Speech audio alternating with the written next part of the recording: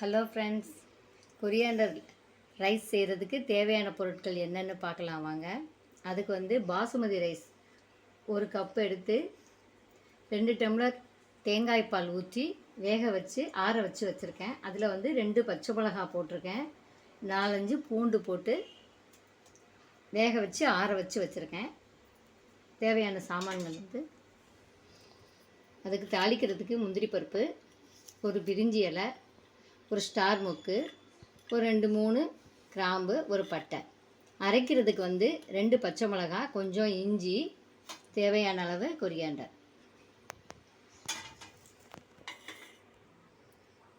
பச்சை மிளகாயும் இஞ்சியும் கொரியாண்டர் சேர்த்து அரைச்சிட்டு வரலாம் வாங்க.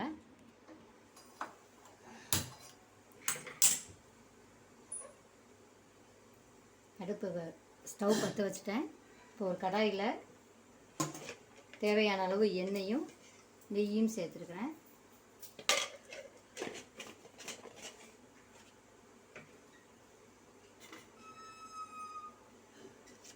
ஒரு பிரிஞ்சி இலை, ஒரு ஸ்டார் மொக்கு, கொஞ்சம் பட்டை, 3 கிராம்பு எல்லாம் போட்டு தாளிச்சிக்கலாம்.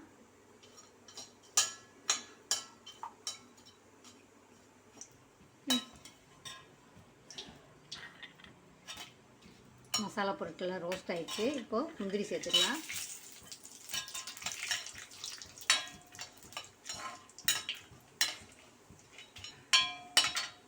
இஞ்சி பச்சை மிளகாய் போட்டு அரைச்சோம் இல்லையா, அதையும் இதோடு சேர்த்துடலாம்.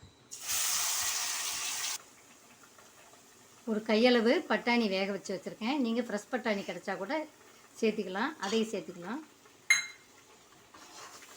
இதோட சாதத்துக்கு தேவையான அளவு உப்பு சேர்த்துடலாம்.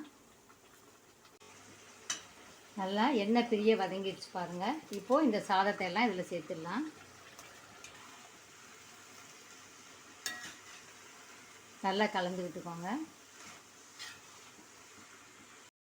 நல்லா கலந்துருச்சு பாருங்கள். பார்க்கவே சூப்பராக இருக்குல்ல, கலர்ஃபுல்லாக இருக்குல்ல.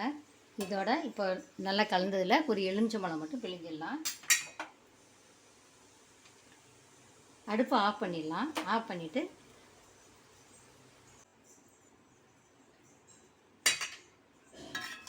இப்போ எலுமிச்சம்பழம் ஜூஸ் பிழிஞ்சிருக்கோம் இல்லையா, இப்போ எல்லாத்தையும் கலந்து விட்டுடலாம்.